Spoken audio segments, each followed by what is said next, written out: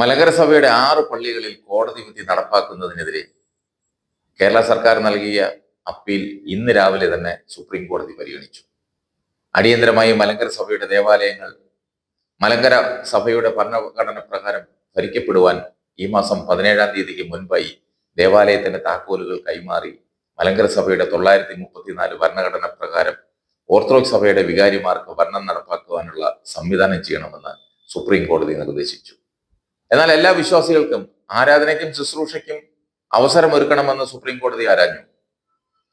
മലങ്കര സഭയുടെ ഭരണഘടനാ പ്രകാരം എല്ലാ വിശ്വാസികളെയും ഉൾക്കൊള്ളുവാൻ മലങ്കര സഭ സന്നദ്ധമെന്നും അത് അവിടവറ്റായി സമർപ്പിക്കാമെന്നും മലങ്കര ഓർത്തഡോക്സ് സുറിയാനി സഭയും അറിയിച്ചു.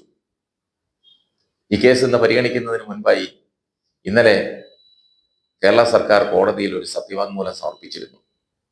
അതിൽ പറഞ്ഞിരിക്കുന്നത് കേട്ടാൽ അന്തം വിട്ടു. 6 മാസം കൂടി സമയം നീട്ടിത്തരണം അത്രേ.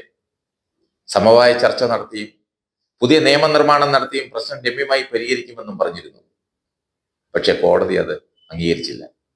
2017 ജൂലൈ 3-ാം തീയതി പുറപ്പെടുവിച്ച അന്തിമ വിധി നാളിതുവരെ, അതായത് 7 കൊല്ലമായി നടപ്പാക്കാത്തതാണ് വെറും 6 മാസം കൊണ്ട് നടപ്പാക്കുമെന്ന് പറയുന്നത്.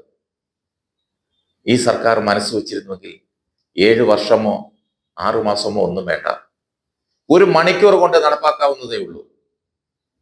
ഒരു SI 4 പോലീസുകാരും ഉണ്ടെങ്കിൽ നിഷ്പ്രയാസം പള്ളികൾ ഒഴിപ്പിച്ച് താക്കോൽ കൈമാറാവുന്നതേ ഉള്ളൂ.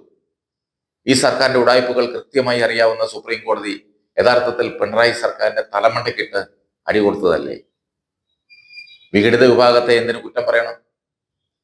കേസിൽ തോൽക്കുന്നവർ സ്വാഭാവികമായി ചെയ്യുന്ന കാര്യങ്ങളെ അവരും ചെയ്തുള്ളൂ. പരമാവധി അവസാന നിമിഷം വരെയും ചേർത്ത് നിൽക്കാൻ ശ്രമിക്കും.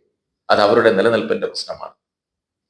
എന്നാൽ പിണറായി സർക്കാർ എങ്ങനെയാണോ അന്ധമായി അവരോടൊപ്പം നിന്ന് അവർക്ക് വേണ്ട അവസരങ്ങളും പിന്തുണയും ഉറപ്പാക്കുകയല്ലായിരുന്നു. നിഷ്പക്ഷമായി നിൽക്കേണ്ട ഒരു ജനാധിപത്യ സർക്കാർ, കോടതി വിധി അംഗീകരിക്കേണ്ട ഒരു ജനാധിപത്യ സർക്കാർ ഇങ്ങനെയാണോ ചെയ്യേണ്ടത്? യഥാർത്ഥത്തിൽ ഉദ്യോഗസ്ഥരെ പോലും ബലിയാട് ആക്കുകയല്ലേ ഈ സർക്കാർ ചെയ്തത്? ഒടുവിൽ സത്യം ജയിച്ചു.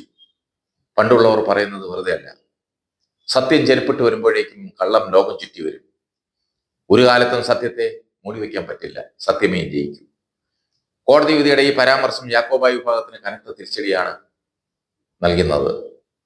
കോടതി വിധി നടപ്പാക്കാനുള്ളതാണ്, അത് നടപ്പാക്കുക തന്നെ വേണം. വിഘടിത വിഭാഗം കൈവശം വെച്ചിരിക്കുന്ന 6 പള്ളികളും മലങ്കര സഭയ്ക്ക് വിട്ടുകൊടുക്കണം. പള്ളികളുടെ ഭരണ നിർവഹണം ഓർത്തഡോക്സ് സഭയ്ക്ക് തന്നെയാണ്. 934 സഭാ ഭരണഘടനയിൽ തന്നെ ഈ പള്ളികൾ ഭരിക്കപ്പെടണം. മലങ്കര സഭാ കേസിൽ 2017 സുപ്രീം കോടതി വിധി അന്തിമ വിധിയാണ്. കോടതി അലക്ഷ്യത്തിലാണെന്ന് യാക്കോബായ സഭയോട് സുപ്രീം കോടതി പറഞ്ഞു. വിഘടിത യാക്കോബായ വിഭാഗത്തെ കേൾക്കണമെങ്കിൽ ആദ്യം 2017 വിധി പ്രകാരം പള്ളികൾ കൈമാറണമെന്ന് കോടതി പറഞ്ഞു.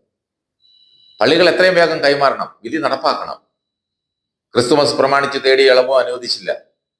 ഉത്തരവ് നടപ്പാക്കിയ ശേഷം 17-ാം തീയതി വീണ്ടും കേസ് പരിഗണിക്കും.